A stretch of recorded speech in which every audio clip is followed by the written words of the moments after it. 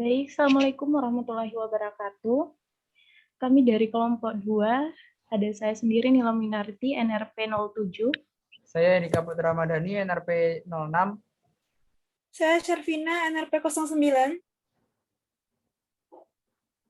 Di sini kami akan menjelaskan terkait praktikum tentang trajectory planning.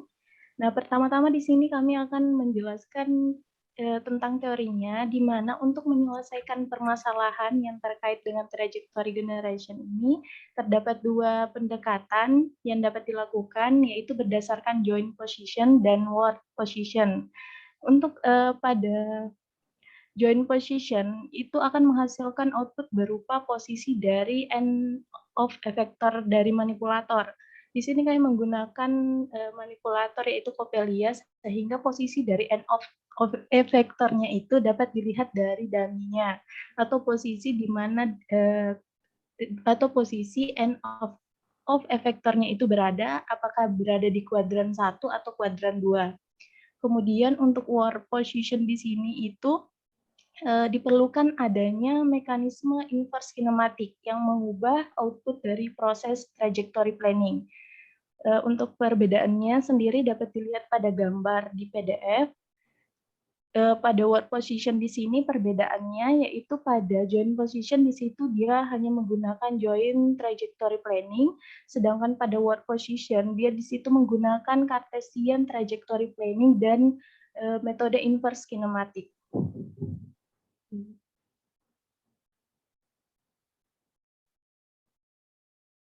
Oke, kemudian untuk di sini persamaannya first order polinomial untuk menyelesaikan permasalahan sederhana dari proses trajectory generation, yaitu menggunakan posisi awal dan posisi akhir. Jadi menentukan sudut awalnya dan posisi sudut akhir pada simulasi ini. Kemudian untuk persamaannya dapat dilihat seperti ini. Ditentukan untuk panjang linknya, kemudian di sini pada substitusikan persamaan terdapat T sama dengan 0 dan T sama dengan TF. Untuk T sama dengan 0 ini merupakan waktu awal dan T sama dengan TF ini merupakan waktu maksimal atau waktu maksimal dari percobaan sampai ke titik yang ditentukan. Kemudian di sini posisi awal dan posisi akhir untuk penurunan rumusnya sehingga dapat dihasilkan rumus akhir yaitu QT sama dengan QF dikurang Q0 per T per TF atau Tmax dikali T ditambah dengan QS.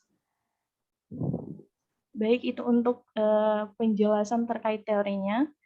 Selanjutnya saya serahkan kepada Hendika. Baik, terima kasih atas kesempatannya. Di sini saya akan menjelaskan terkait program yang diimplementasikan pada robot 3DOF dengan misi trajectory planning. Yang pertama, seperti biasa dijelaskan mengenai definisi dari variabel yang digunakan, yaitu motor 1, sim object handle join 1, motor 2 untuk join 2, motor 3 untuk join 3. Lalu ada variabel T sama dengan 0, ini untuk trajektori di posisi awal atau di posisi 000. Lalu ada TF di sini merupakan trajektori maksimal atau timer maksimal, yaitu di set 5. Lalu N pindah ke fungsi selanjutnya, yaitu syscall actuation, di mana di sini panjang link yang digunakan A1, A2, dan A3 sesuai dengan ukuran yang ada di PDF ini, yaitu ada 300 mili, 250 mili, dan 150 mili.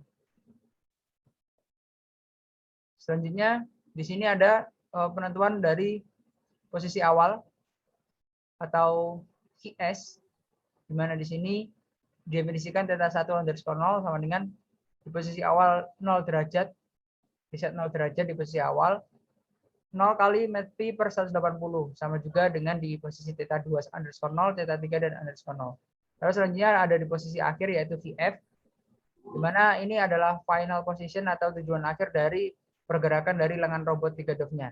Di mana ada θ1 underscore 1, θ2 underscore 2, θ3 underscore 1. Dan sudut yang di sini itu bisa dirubah sesuai dengan keinginan kita. Misal di sini dimasukkan 100 45, lalu ada 100,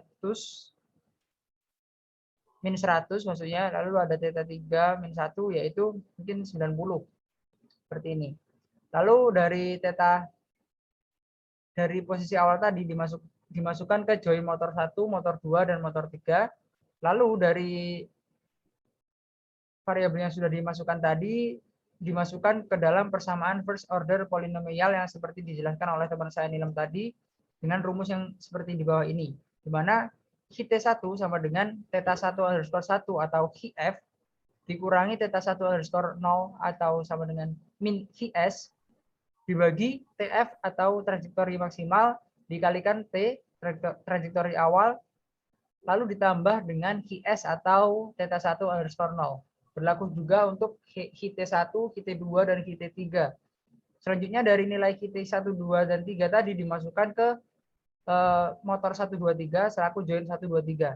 Nah, untuk melihat dari perbedaan tiap posisi dari lengan robotnya, di sini dilakukan simulasi waktu, di mana setiap nanti waktunya dia akan berhenti dan menunjukkan nilai derajat dari tiap posisinya.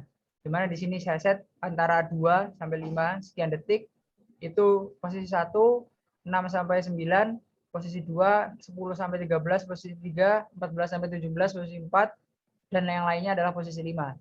Selanjutnya di print untuk nilai HT1, HT2 dan HT3 dimasukkan ke variabel theta 1, theta 2 dan theta 3 di mana di sini akan ditampilkan nilai dari sudutnya. Nah, di sini print theta 1, theta 2, theta 3 untuk tahu nilai sudut atau yang bisa dikatakan nilai dari manipulator atau joint position-nya.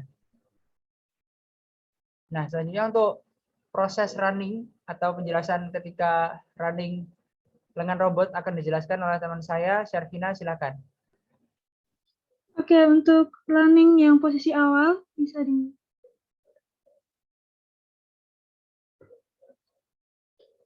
ya di sana terdapat posisi awal.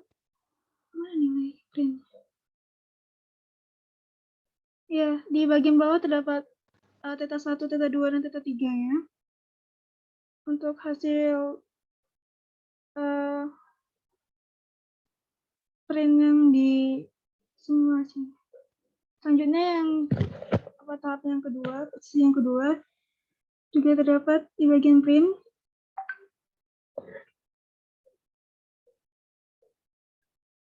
Posisi ketiga juga terlihat 87,0, 60, min 60,0 dan 54,0. Posisi keempat ada 116,0, min 80,0, 70,0. Posisi kelima terlihat 145,0, min 100,0 dan 90,0. Theta satunya terdapat dari ini bagian.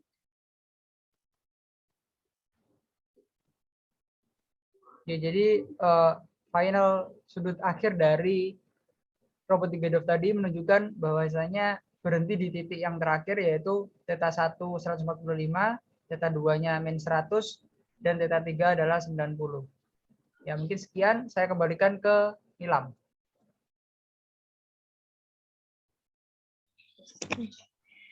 Baik, itu terkait dari percobaan kelompok kami tentang trajectory planning. Mungkin sebelumnya Dika bisa di-run kembali untuk percobaannya, namun tanpa pause biar delay-nya tiap detik itu bisa terlihat.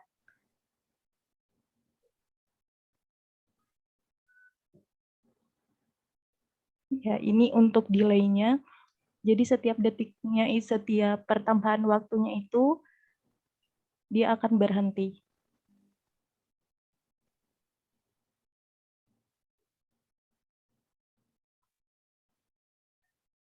Oke. Dan ini untuk posisi akhirnya. Baik, itu untuk dari kelompok kami. Lebih dan kurangnya mohon maaf. Sekian, Assalamualaikum warahmatullahi wabarakatuh. Waalaikumsalam.